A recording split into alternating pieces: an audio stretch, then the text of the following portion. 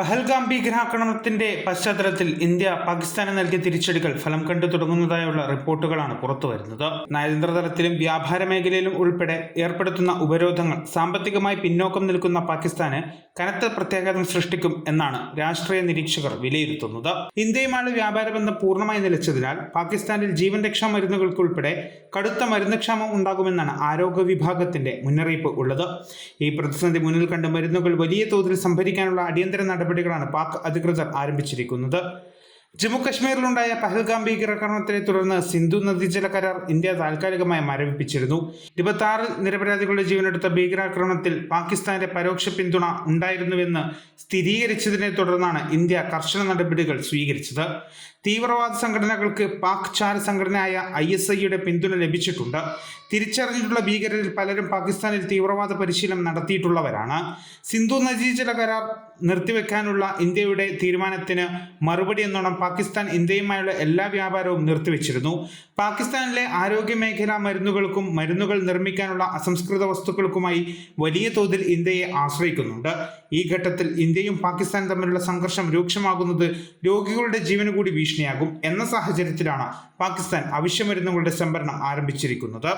ആരോഗ്യരംഗത്ത് ഇരു രാജ്യങ്ങളും തമ്മിൽ തൽക്കാലം ഉപരോധങ്ങളൊന്നും ഏർപ്പെടുത്തുന്ന സൂചന ഇല്ലെങ്കിലും ഈ പ്രത്യേക സാഹചര്യത്തിൽ അടിയന്തര നടപടികളാണ് പാകിസ്ഥാൻ ഡ്രഗ് റെഗുലേറ്ററി അതോറിറ്റി സ്വീകരിക്കുന്നത്. പഹൽഗാം ഭീകരാക്രമണത്തിന് ശേഷം ചരിത്രത്തിൽ ഇതുവരെ കാണാത്ത തരം വിട്ടുവീഴ്ചയില്ലാത്ത നടപടികളാണ് ഇന്ത്യ പാകിസ്ഥാനെതിരെ സ്വീകരിക്കുന്നത്. അട്ടാരി വാഗ അതിർത്തികളിലെ പ്രധാന വ്യാപാര പാതകൾ അടച്ചിട്ടതും പ്രതിസന്ധി വർദ്ധിപ്പിച്ചിരിക്കുകയാണ്.